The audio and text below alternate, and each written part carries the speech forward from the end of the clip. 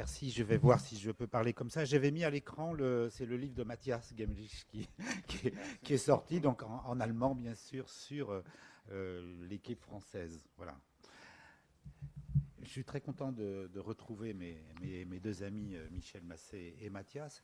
Nous nous étions connus avec Mathias justement lors de l'inauguration de la salle Delphin de Benay, la salle de la cour d'assises de Niort dans les Deux-Sèvres où il était procureur. Et nous avons connu à cette époque-là aussi le fils et la fille de Delphin de Benay, qui sont l'un universitaire, l'autre ambassadeur de France, et qui nous font le plaisir d'être là et qui voient pour la première fois les archives de Delphin de Benay qu'ils ont déposées, qu'ils ont confiées, dont des archives personnelles extrêmement émouvantes, et je pense que c'est extrêmement important. Et justement le fait, et Dominique Vidot l'avait dit tout à l'heure, le fait qu'il y ait ces trois magistrats qui viennent, c'est justement les trois dossiers d'archives donnés par les familles, la famille de Benay, la famille de Robert Falco dont je vais parler, et la famille de Dieu de Vabre. C'est vraiment un ensemble extrêmement intéressant. Alors moi je suis magistrat, président de chambre à la Cour de cassation, mais je travaille beaucoup sur l'Association française pour l'histoire de la justice, qui a été présidée jusqu'à son décès par Pierre Truche, dont on sait ici et dont je tiens à saluer la mémoire encore aujourd'hui pour son rôle, notamment dans le procès Barbie, mais bien au-delà en tant qu'humaniste. Et je m'intéresse beaucoup, et c'est justement le rôle, Mathias a parlé de ces magistrats résistants qui sont venus à Nuremberg, et justement ce qui m'intéresse, c'est comment ces magistrats, et c'est le titre de l'ouvrage que j'ai dirigé pour l'Association française pour l'histoire de la justice, qui s'appelle Juger sous Vichy, juger Vichy, comment des magistrats ont été sous Vichy, et ensuite lesquels sont venus notamment présider les tribunaux de l'épuration ou ont participé au tribunal de Nuremberg. Et aucun des membres de l'accusation n'est à Nuremberg par hasard. Aucun. Et justement, c'est ça qui est intéressant en essayant de voir à travers les parcours au moins de deux d'entre eux, Delphin de Benay et, et Robert Falco. Alors, de Robert Falco, c'est quelqu'un qui n'était pas connu. Qui connaissait Robert Falco avant, effectivement, la publication de son journal par ses enfants qui ont son journal de Nuremberg. Et la seule image qu'on avait, en fin de compte, c'était, et on voit dans, dans les documents de Taylor, il faut que je parle plus près du micro, merci. Dans les documents de Taylor, il le décrit comme ces petits magistrats qui rentrent d'un pas vif, puisque c'est lui qui rentre toujours le premier dans la salle, on le voit, et Dieu de Vabre est assis à sa droite, il marche d'un pas vif, est-il dit tout le temps. C'est le seul aussi, si vous avez remarqué, c'est un débat, c'est le seul qui porte ses décorations. Aucun autre, il y a eu tout le débat sur les robes, etc., mais c'est le seul qui porte des décorations. Alors il est décrit par quasiment, puisque c'est un juge, et un juge s'exprime très peu, sauf le président à l'audience, ce n'est pas une présidence tournante. C'est un homme effacé dont on a très peu parlé après, et c'est son journal qui l'a en quelque sorte permis de le connaître mieux. Et c'est cette personne que je voudrais vous présenter grâce aux archives, au travail de sa famille qui a déposé tous ces documents, plus un journal qui m'ont transmis, plus des recherches personnelles, bien entendu, autour de Robert Falco, qui a fait découvrir beaucoup d'éléments. Donc je vais essayer d'en parler rapidement, parce que c'est un homme de culture, qui a été avocat, puis magistrat, et qui était un juif laïque, exclu par le régime de Vichy. Donc c'est un parcours assez exceptionnel. Il était magistrat sous Vichy, exclu en décembre 40. Il va se réfugier en zone libre. Il est réintégré à la Libération. Et c'est lui qui va signer, vous l'avez vu tout à l'heure dans le document, à Londres, les accords de Londres qui créent le tribunal militaire international pour la France. Quand même pas rien. Et ensuite, il est nommé juge adjoint. Et il terminera sa carrière à la Cour de cassation. Et je vous parlerai juste pour terminer d'une petite affaire. C'est lui qui va faire le rapport dans la réhabilitation de Baudelaire pour Les Fleurs du Mal. Lui, qui était un amoureux de la poésie. Voilà. Donc, effectivement, on trouve j'ai commencé par une scène qui se passe le 13 juillet 1946. C'est une scène assez étonnante, puisque c'est un week-end et les juges ont écouté les plaidoiries de la défense. Et il y a un échange entre Robert Falco et le président, le juge Laurence. Ils se parlent. Ils sont dans une promenade au bord du lac de Constance. Et ils parlent de la plaidoirie de Seidel, l'avocat de Franck, dont Philippe Sands a parlé, et il parle de l'antisémitisme forcené de Streicher. Et Robert Falco alors apprend à Laurence, effectivement, et je cite là Robert Falco, qui n'en croit pas ses oreilles, les mesures dont j'ai été l'objet, non pas de la part des Allemands, mais du gouvernement français. Il me semble fort impressionné lorsque je lui raconte qu'après avoir écarté de la Cour de cassation, j'ai dû, pour me rendre dans le Midi, franchir la ligne de démarcation en me cachant comme un malfaiteur. Ça veut dire que 8 mois après l'ouverture du procès, le juge Laurence découvre que Falco a été victime des persécutions antisémites par le gouvernement de Vichy. Et dans la composition, bien sûr, Falco est le seul dans ce cas. C'est le seul. C'est le seul. Il est aussi le seul dans la délégation française. Les autres magistrats, effectivement, on l'a dit, je cite leur nom parce que c'est important, Dubost, dont on a vu le rôle tout à l'heure avec l'excellente communication de notre collègue, qui était vraiment un grand personnage que tout le monde oubliait, Serge Fuster, que j'ai eu le plaisir de connaître, puisque Serge Fuster, c'est le pseudonyme de Casamayor. Pour ceux, ça signifie quelque chose, qui a été l'homme seul avant la création du syndicat de la magistrature, Herzog, Gerthofer, et puis le seul résistant déporté, c'est effectivement Delphin de Bonnet, qui est passé par Buchenwald, là, qui s'est sorti de Buchenwald, et puis on avait oublié presque, un prisonnier de guerre, Boucli, que l'on voit sur la photo à côté de Menthon, quand de Menthon fait son discours. Il est intéressant que ce discours sur les origines, à savoir qui vous êtes, comme question identitaire, Falco l'a eu aussi avec l'autre juge américain, Francis Biddle. Je cite Falco quand il écrit « Biddle, très fier d'être le descendant authentique d'une princesse peau-rouge. Il a d'ailleurs le regard perçant de cette race. » Vous voyez, par rapport à l'intervention de Guillaume Mouralis, ce n'est pas inintéressant tout à l'heure, sur la perception des Américains. Et donc, pendant tout le procès, Falco va noter, dans un style absolument remarquable, toutes ces impressions d'audience, avec des portraits subtils de tous les protagonistes, qui sont renforcés d'ailleurs par les croquis de son épouse. Il y a plusieurs femmes qui font des dessins d'audience, et certains sont dans l'exposition ici. Et il note ces impressions d'audience, et c'est la première fois justement que 65 ans après l'audience, on peut savoir ce qui se passe dans la tête d'un juge. Alors moi je le sais, je suis juge, mais on a toujours les impressions des journalistes et d'autres, mais que pensent les juges à tel moment de tel, je vais prendre 3-4 exemples, même s'il l'écrit, et 65 ans plus tard, on peut enfin le savoir. Je vais donner quelques exemples qui sont très connus, dans des scènes très connues. Le 28 novembre, c'est le moment où on va lire les transcriptions des conversations, des enregistrements téléphoniques entre Göring et Ribbentrop sur l'Anschluss et l'entrée à Vienne. Et on entend Göring qui est chez lui, prenant un café sur son balcon, et voilà ce qu'il dit. « J'entends à la radio les acclamations qui accueillent notre fureur. Entrant à Vienne, les oiseaux chantent, je suis heureux, et tout le monde s'esclaffe. La délégation allemande s'esclaffe. » Et Falco poursuit, et là il note le lendemain.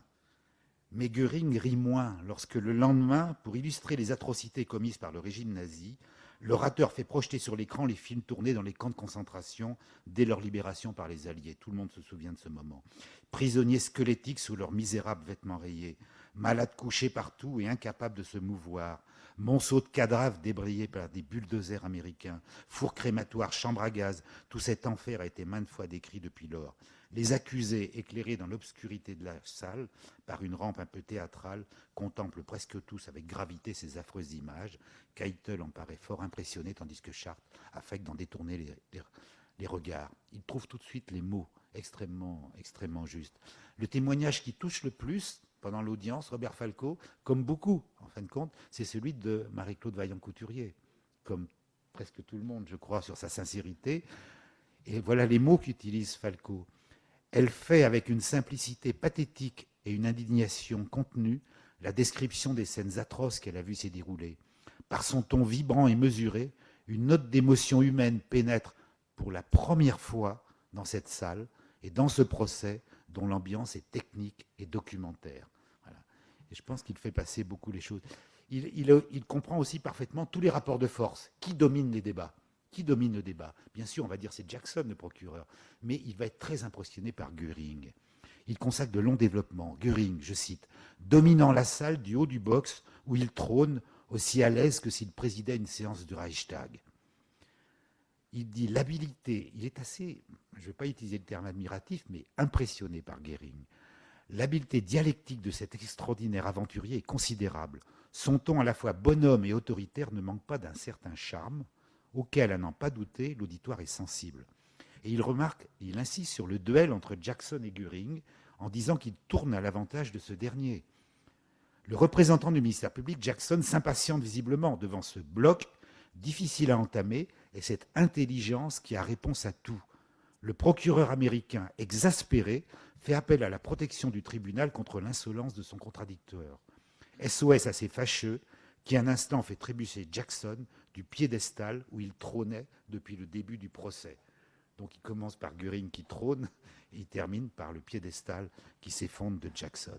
Dernier exemple, lorsque évidemment Falco écoute avec effroi le témoignage de Heuss, le chef du camp d'extermination d'Auschwitz. Il le décrit. Petit homme à l'air doux et timide, qui d'une voix innocente et sur le ton le plus tranquille, déclare avoir personnellement envoyé à la mort dans les chambres à gaz plus de 2 millions de personnes. On lui avait présenté cette mesure radicale pour empêcher le peuple juif d'anéantir le peuple allemand. Alors, c'est toujours la même retenue dans l'émotion. Mais que pense Falco au fond de lui-même ? Ses écrits sont marqués par une très grande pudeur, un certain recul.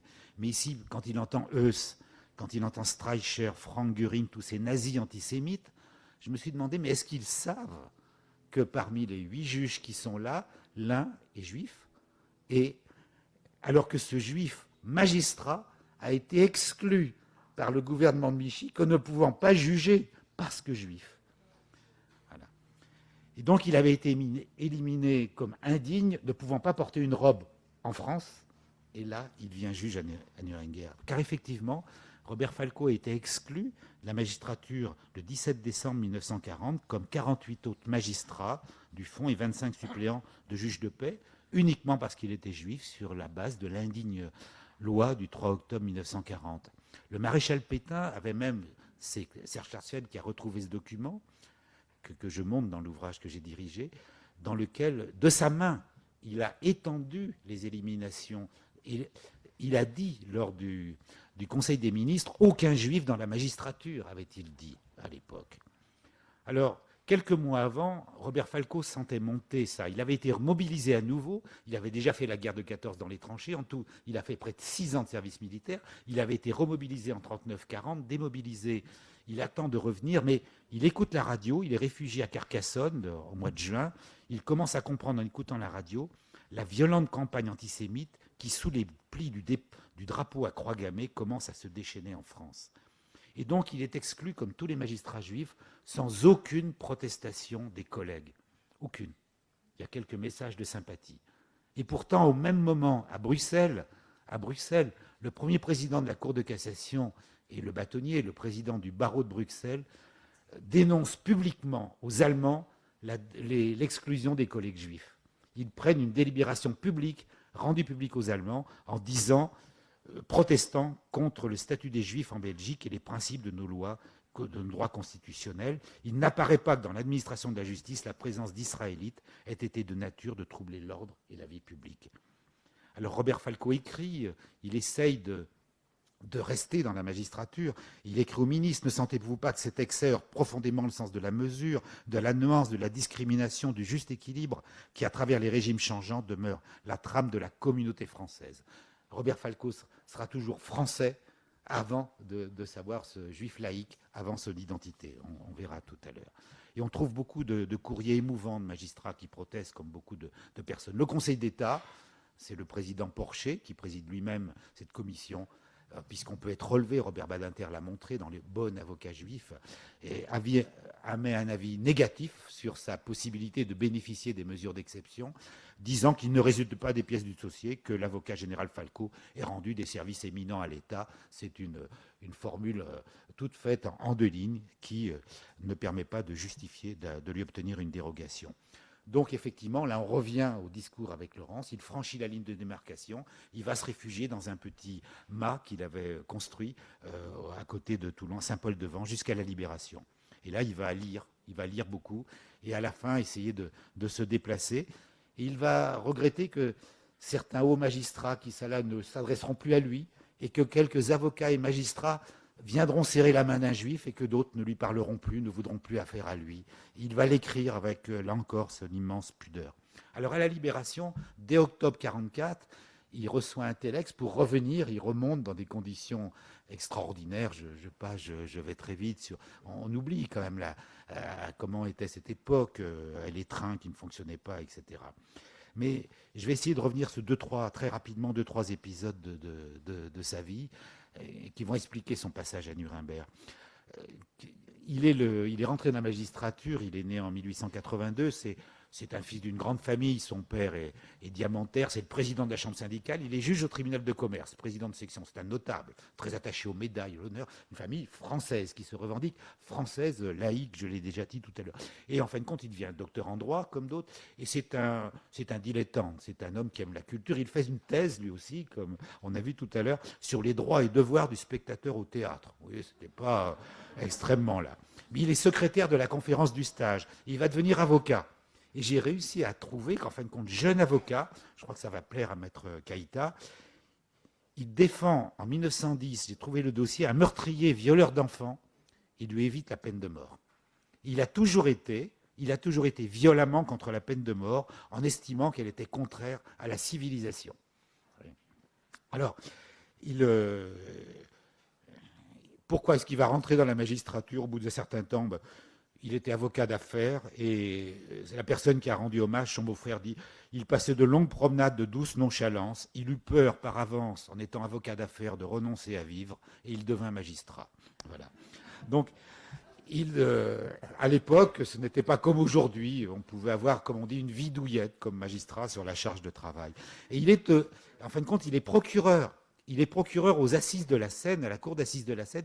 Il est remarqué comme l'homme qui ne parle pas à Nuremberg, comme un des meilleurs orateurs, extrêmement subtil, intelligent. Il sait être souriant. Il n'en est pas moins redoutable. Il manie avec un art nuancé, dit la presse, la puissance, l'imprécation et l'ironie. C'est un rude adversaire pour les avocats de la défense. Voilà.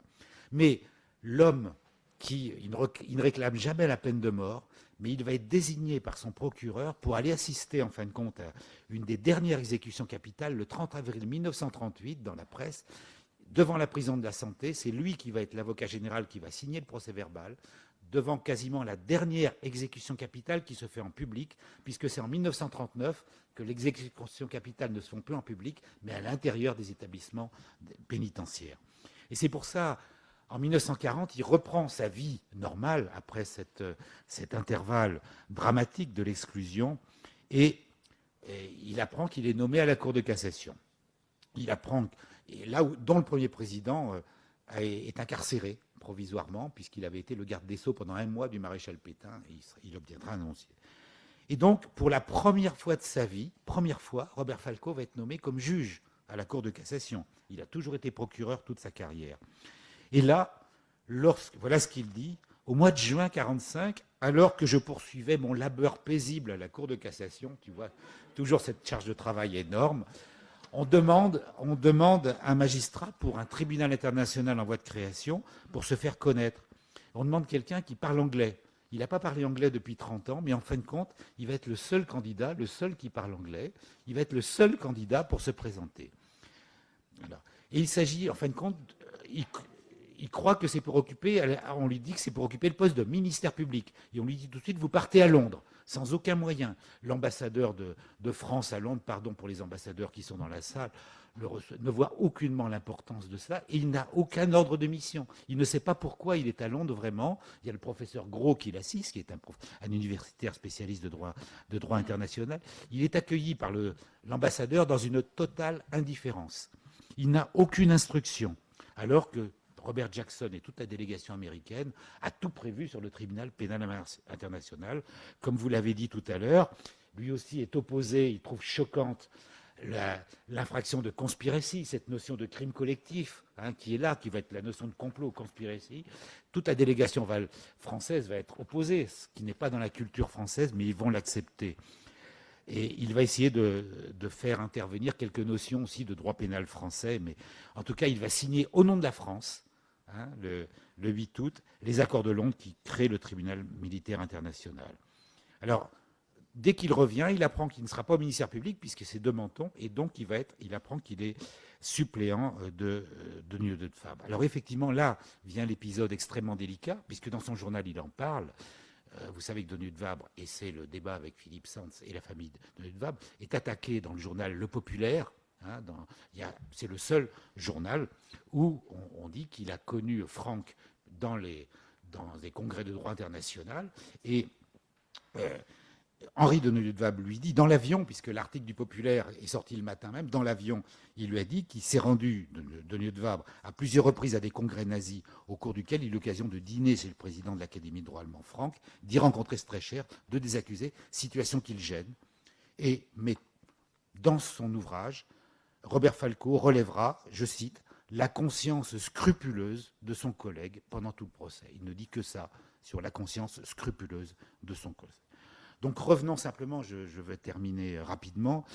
Il y a beaucoup de choses au cours du procès, fait que dans les aspects non publics, et qu'on apprend dans son journal, comme il rentre le premier, c'est lui toujours qui parle en premier dans le délibéré. C'est toujours la même règle qui est là. Donc il va jouer un rôle important, et c'est lui qui va, paraît-il, trouver le compromis suite à l'opposition de principe de Denis de Vabre à l'incrimination de complot, qui va permettre sans doute de s'en sortir sur le débat juridique le plus contesté. Et deuxièmement, pour montrer la différence entre les cultures judiciaires anglo-saxonnes de common law et les autres, c'est le principe de l'opinion dissidente ou pas. Et c'est donc là encore un compromis qui va être trouvé lorsque, en fin de compte, on va expliquer que les deux juges russes ne sont pas d'accord avec une partie de la contre les trois acquittements de Chartres, von Papen et Fritsch. C'est le président Laurence qui va le dire lui-même pour éviter d'avoir une opinion dissidente. C'est indirectement, puisque les Français, pour eux, il y a le secret du délibéré, il ne peut pas y avoir d'opinion dissidente. Il y a aussi une différence de statut entre les juges. Il va expliquer comment c'est les Américains qui ont tous les moyens, qui retournent par l'avion, qui invitent, alors que les Français vont retourner par le train. Denis de Vabre et les magistrats français, c'est la même chose pour Debonnet, ne vont même pas être reçus, etc. Alors ils auront la seule récompense qu'on sait faire en France, ils auront des médailles, quelques temps après, la Légion d'honneur, l'Ordre du Mérite, etc. Voilà. Mais aucune reconnaissance. En revanche, ce réseau des magistrats va être extrêmement important. Je voudrais parler ici de Maurice Roland, qui, lui, va diriger l'épuration, parce qu'il va y avoir une association des magistrats résistants qui va être là, dont vont faire partie quasiment tous les magistrats, dont Delphin de Bonnet, dont Dubost, etc. Et c'est eux qui vont jouer un rôle, par exemple, extrêmement important. Michel Massé en a parlé ce matin lors de l'exposé. Lors de la loi de 1964 sur le crime contre l'humanité, les magistrats résistants vont jouer un rôle extrêmement important dans la discussion française, dans ces débats. Alors après Nuremberg, Robert Falco s'exprimera peu. Il va rester en contact avec Birket, avec lequel il est resté ami. Pourquoi ? À cause il est invité à la Gréhine pour des conférences. Ils étaient l'un et l'autre amoureux de la poésie. Et le soir, après avoir écouté des horreurs, ils se racontaient de la poésie en anglais et en français pour se changer les idées. Voilà ce qu'il dit. Alors, question qui ne fait pas très plaisir au mémorial de la Shoah. Il aura toujours cette opinion. J'ai retrouvé aussi une opinion très claire au début des années 50, lorsqu'il est question d'ériger un mémorial de la déportation juive à Paris. Robert Falco fait partie de ceux qui estiment que, je cite, le peuple juif est le peuple du livre, pas des monuments. Pourquoi ne pas faire plutôt un édifice en reconnaissance des Français qui ont aidé les Juifs ? Dresser pour les seuls Juifs un monument, c'est tomber dans le piège tendu par Hitler qui a voulu faire d'eux des êtres à part. Voilà, c'était une position, bien entendu. Il était juif agnostique et il était français. Voilà, c'était sa position. Je termine, c'est ma conclusion, c'est à la Cour de cassation, il retrouve cette activité et il va être désigné, sans doute parce qu'il adore la littérature, pour être le rapporteur de l'arrêt de révision de la condamnation de Charles Baudelaire pour Les Fleurs du Mal en 1857 avec le procureur Pinard. Ce qu'on ne dit jamais, c'est qu'il va faire un rapport extraordinaire de beauté littéraire et de poésie. Il y a un avocat général, un procureur, qui va avoir aussi une position très libérale. Ça, je connaissais cet avocat général, pas personnellement, mais je l'ai trouvé dans quel dossier ? C'est pour ceux qui ont connu le film de Costa Gavras, Section spéciale. C'est l'avocat général qui a choisi les dossiers, qui était en relation avec le cabinet du garde des Sceaux, qui a choisi le dossier des juifs communistes, des communistes qui étaient poursuivis pour les faire condamner à mort par la section spéciale. Et lui, comme il sera, résistant à partir de début 44, il échappera à l'épuration. Voilà. Il sera nommé à la Cour de cassation. Et dans le même dossier de Charles Baudelaire, on aura celui qui aura choisi les dossiers de la section spéciale et celui qui aurait été le juge de Nuremberg.